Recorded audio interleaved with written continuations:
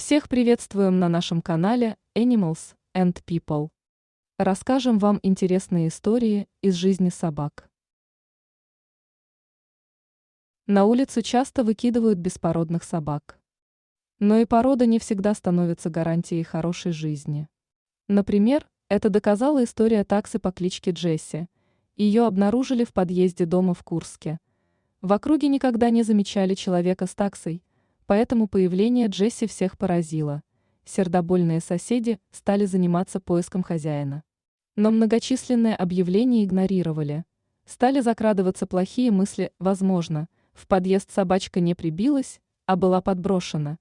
Из-за этого такса отправилась на передержку. Первое время на передержке Джесси сильно пугалась всего. Она предпочитала сидеть в углу комнаты и не шла на контакт. Выяснилось, что у собаки есть проблемы с молочными железами. Как предположил ветеринар, они появились из-за ранних родов.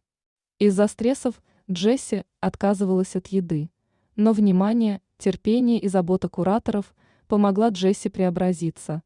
Собака стала снова доверять людям. Она перестала пугаться резких движений, громких звуков, полюбила лежать на коленках у людей и играть со своими кураторами. Скорее всего, Джесси быстро найдет новую семью и станет настоящей любимицей семьи. А вот еще одна история с необычным явлением в жизни одной семьи. Обычная австралийская семья из городка Вандилегонг и не представляла, что такое может произойти с ними. Однажды среди бела дня дети прибежали в дом с криками, что с неба кто-то упал.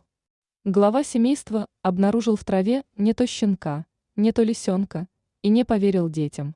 Какое еще небо, должно быть, он просто потерялся. Не трогайте, мать сама заберет. Но все получилось совсем иначе.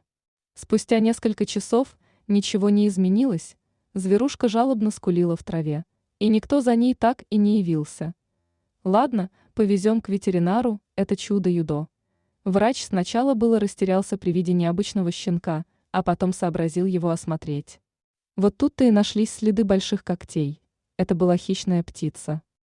Она поймала щенка и понесла прочь, но выронила по пути, и тот упал прямо во двор, по счастливой случайности, не разбившись.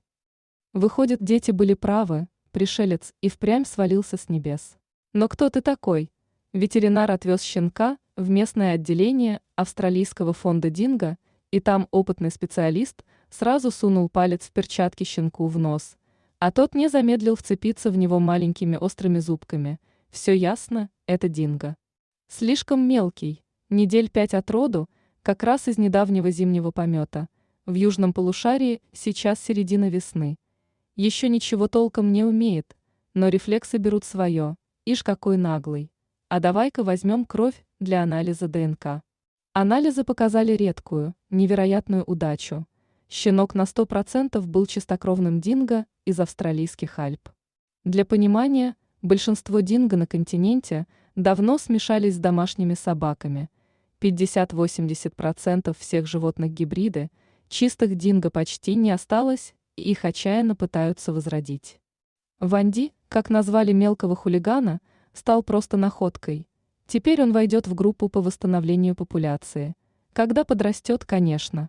Друзья, понравились и вам эти истории? Пишите в комментариях, ставьте лайки и подписывайтесь на наш канал.